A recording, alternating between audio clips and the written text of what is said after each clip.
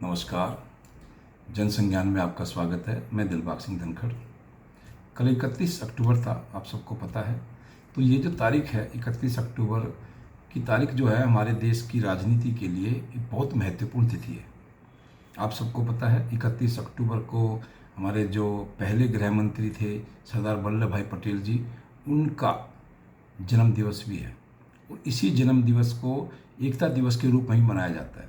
तो इस तरह से हमारे भारत देश के लिए 31 अक्टूबर की जो दिनांक है, तिथि है, बहुत महत्वपूर्ण बन जाती है, क्योंकि सरदार वल्लभ भाई पटेल ने काम ही ऐसा महान किया था कि आज उन्हीं के कारण हमारे देश की जो एक शक्ल है, जो सूरत है, वो बनी हुई है। अदरवाइज़ हमारे देश की शक्ल बहुत ज़्यादा दूसरी तरह की हो सकती थी अगर वह दूरदर्शिता से, थोड़ी मजबूती से, शक्ति से काम नहीं करते। तो अगर वे पूरे देश की उस समय की रियासतों को नहीं जोड़ते तो शायद हमारे देश के आज कई टुकड़े होते।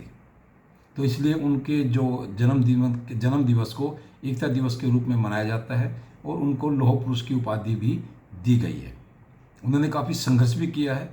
उस समय जो कांग्रेस में वो हमेशा रहे हैं, उस समय महात्मा गांधी जी से भी उनका कई बार विरोध हो जाता था और जवाहरलाल नेहरू से तो उनका विरोध हमेशा चलता ही रहता था। लेकिन फिर भी उन्होंने अपने आप को अपना एक लक्ष्य निर्धारित किया और उस पर काम करते रहे और भारत की जो एक संगठित भारत के रूप में आज हम देख रहे हैं, उन्हीं की योगदान से आज वो छवि हमारे सामने है। और दूसरी तरफ 31 अक्टूबर को ही 31 अक्टूबर 1984 को आपको पता है कि हमारी जो पहली प्रधानमंत्री थी, महिला प्रधानमंत्री इंदिरा गांधी जी का इस दिन हत्या कर दी गई थी उग्रवादियों द्वारा। उस समय पंजाब में बहुत उग्रवाद था, वहाँ के कुछ उग्रवादियों ने उनकी कोठी पर उनकी हत्या कर दी थी। इंदिरा गांधी जी का भी भारतीय राजनीति में एक बहुत बड़ा योगदान है, क्योंकि उन्होंने जो 1971 में जो युद्ध करके पाकिस्तान को उसके जो टुकड़े किए, उससे उनकी महानता बढ़ जाती है। हालांकि उन पर भी कई तरह के आरोप प्रत्यारोप होते रहते हैं, लेकिन जो 1971 में जो उन्होंने पाकिस्तान से काटकर बांग्लादेश बनाया, वो उनका एक महान कार्य है। उसको हमेशा एक अच्छी ही दृष्टि से पूरे भारत के वासी देखते हैं। तो इस प्रकार आप देख सकते हैं कि दोनों नेताओं के बड़े बड़े महान कार्य हैं। एक ने भारत को संगठित किया, सरदार वल्लभ भाई पटेल ने, और दूसरे ने पाकिस्तान के दो टुकड़े करे, इंदिरा गांधी जी ने। ठीक है, लेकिन इनके साथ ही एक ऐसा महान व्यक्ति था, ऐसे महान नेता थे जिनकी हम कभी चर्चा नहीं करते। अगर वो होते तो शायद सरदार वल्लभ भाई पटेल को भारत को एक करने की जरूरत नहीं पड़ती, क्योंकि भारत के दो टुकड़े होते ही नहीं। इधर इंदिरा गांधी को भी पाकिस्तान के दो टुकड़े नहीं करने पड़ते, क्योंकि पाकिस्तान बनता ही नहीं। मैं बात कर रहा हूँ सर छोटू राम जी की। तो सर छोटू राम जी का जो एक अध्याय है, वो शायद जनता के सामने कभी खुल के आया नहीं।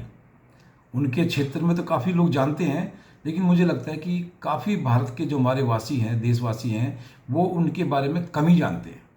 उनका महान व्यक्तित्व, उनको तो उपाधि ही दीन बंधु सर छोटू राम की उनके पास थी, यानी कि रहबरे दीन बंधु सर छोटू राम उनके पास उपाधि थी। उनको लोग गरीबों का उनको रहबरे कहते थे उस समय। हालांकि वो भी किसान परिवार से थे।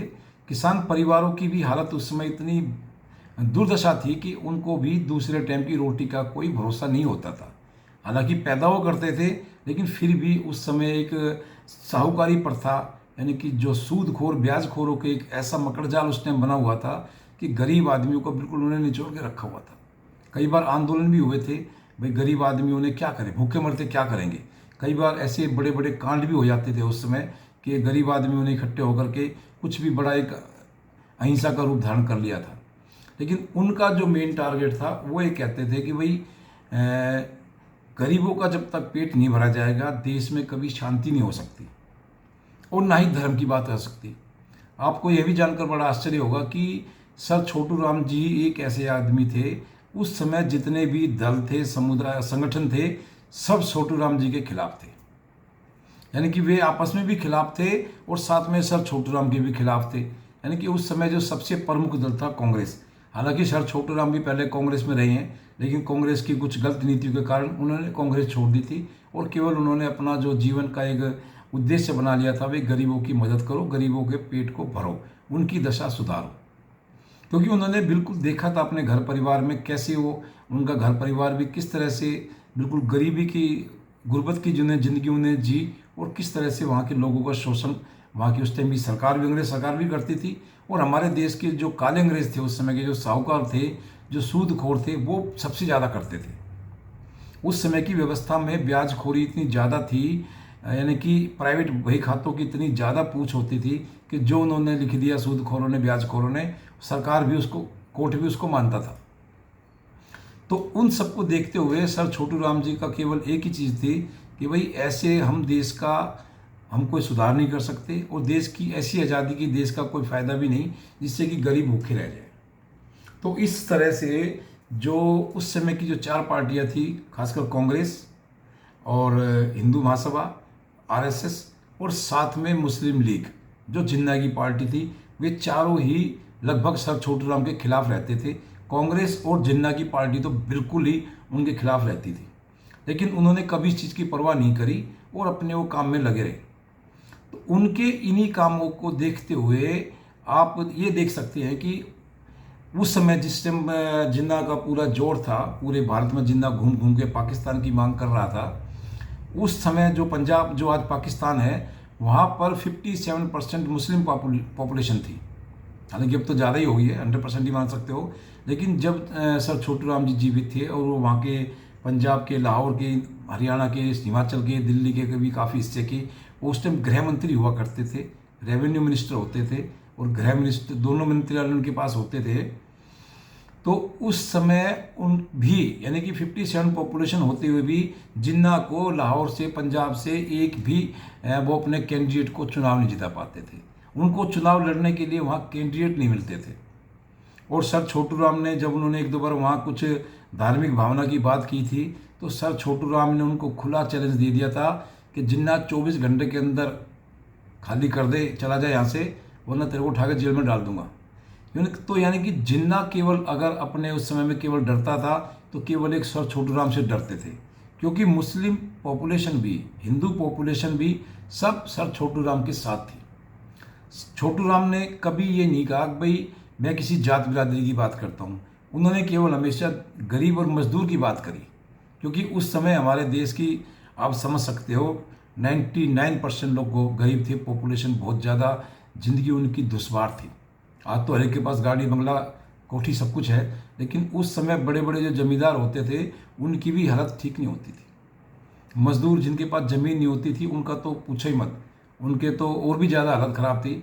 लेकिन फिर भी सर छोटू राम ने हमेशा दीन बंधु के ही काम में, रूप में काम किया, और हमेशा अपने आप को आगे बढ़ाते रहे। इस तरह से आप देखेंगे कि जब तक सर छोटू राम थे, उनका भी देहांत हो गया था जल्दी ही, बीमारी से ग्रसित हो गए थे।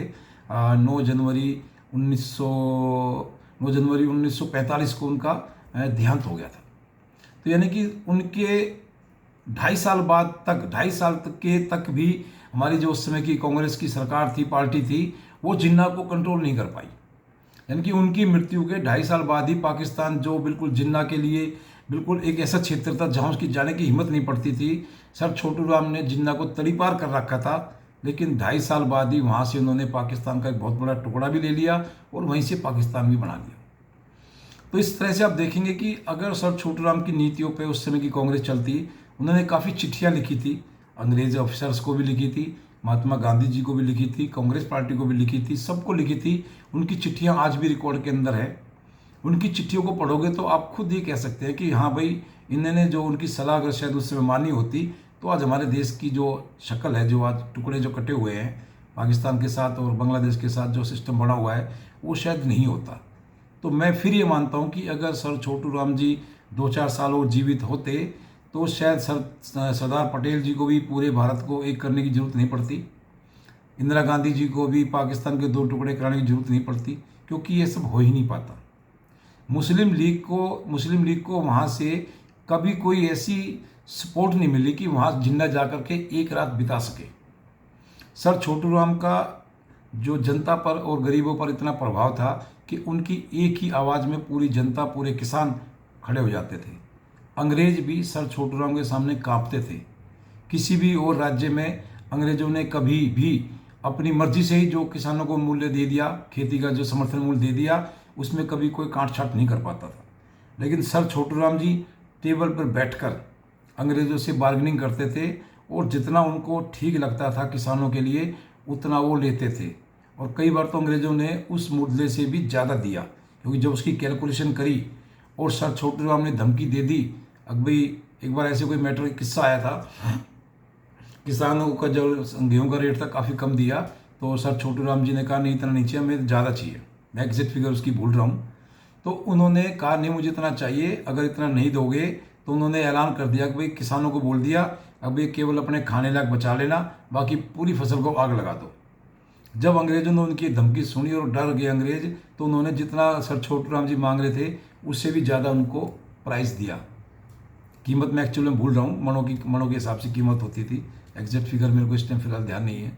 लेकिन तो इस तरह से देखेंगे कि जिस अंग्रेज सरकार के सामने कांग्रेस गिड़गिड़ाती थी, बाकी दूसरे दल गिड़गिड़ाते थे, उस समय भी सर छोटू राम जी बिल्कुल अड़ के बैठते थे और जो उनको ठीक लगता था वो गरीबों के लिए, किसानों के लिए करवा के रहते थे। लेकिन दुर्भाग्यवश आज की राजनीति में उन पर इतनी चर्चा नहीं होती, जनता को उनके बारे में इतना बताया नहीं जाता। मेरा तो मानना है कि उनकी पुस्तकों को, उनके लेखों को, उनके पत्रों को जरूर आज के हमारे जो बच्चे हैं इतिहास में, उनको समाज में शास्त्र में उनको पढ़ाना चाहिए, जिससे बच्चों को भी पता लगे और देशवासियों को भी पता लगे कि उस समय भी एक ऐसा महान व्यक्ति थे जिसकी आज समाज में इतनी चर्चा नहीं होती। अगर वो जिंदा होते तो शायद हमारे देश की आज शक्ल कुछ और होती। तो आज के वीडियो में इतना ही। मैं उम्मीद करता हूँ कि आपको इस वीडियो को लाइक शेयर सब्सक्राइब करेंगे। आपका बहुत बहुत धन्यवाद।